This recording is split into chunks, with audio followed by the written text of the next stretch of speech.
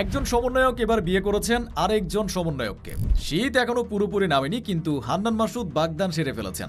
বাংলাদেশে শীত মানেই বিয়ের মৌসুম, আর এই দুইজন তরুণ নেতা ঠিক শীতের আগেই নতুন জীবন শুরু করতে চলেছেন। পাত্রী হচ্ছেন শ্যামলী সুলতানা জেদনি, যিনি জুলাইয়ের আন্দোলনে সাহসী নেতৃত্ব দেখিয়েছেন এবং প্রাইভেট ইউনিভার্সিটি স্টুডেন্টদের সমন্বয় করে নিজেকে পরিচিত করেছেন। শ্যামলী মূলত লক্ষ্মীপুরের মেয়ে, তবে পড়াশোনা করেছেন ঢাকায়। মতিঝিল আইডিয়াল স্কুল থেকে উচ্চ মাধ্যমিক, ইউল্যাব থেকে বিবিএ, তারপর নর্থ সাউথে এনভায়রনমেন্টাল সায়েন্স অ্যান্ড ম্যানেজমেন্ট বিভাগে পড়াশোনা। রাজনীতিতে শ্যামলী ছিলেন বাকচাষের কেন্দ্রীয় নির্বাহী সদস্য, যদিও দায়িত্ব নেওয়ার একদিন পর পদ ছাড়েন।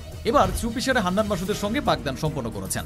ঢাকার কামরাঙ্গী চরের জেদনির বাসাতেই আয়োজন হয়, যেখানে দুই পরিবারের ঘনিষ্ঠজনরা উপস্থিত ছিলেন। অন্যদিকে হান্নান মাসুদও যথেষ্ট পরিচিত রাজনীতিতে। 1998 সালে জন্ম নোয়াখালীর হাতিয়ায়। ঢাকা বিশ্ববিদ্যালয়ের ইংরেজি বিভাগ থেকে অনার্স মাস্টার্স শেষ করেছেন। 2023 সালে গণতান্ত্রিক ছাত্র শক্তির মাধ্যমে রাজনীতিতে প্রবেশ।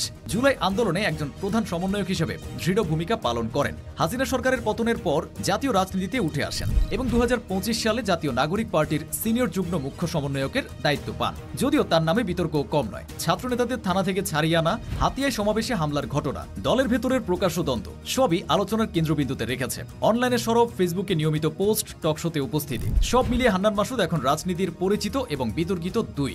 আর এবার এই দুই তরুণ নেতা মাঠের সংগ্রামী নেতা হিসেবে পরিচিত। নিজেদের জীবনেও এক নতুন অধ্যায় শুরু করতে চলেছেন। দুই সমন্বয়ক এক হয়ে যাচ্ছেন রাজনীতি থেকে জীবনের ময়দানে।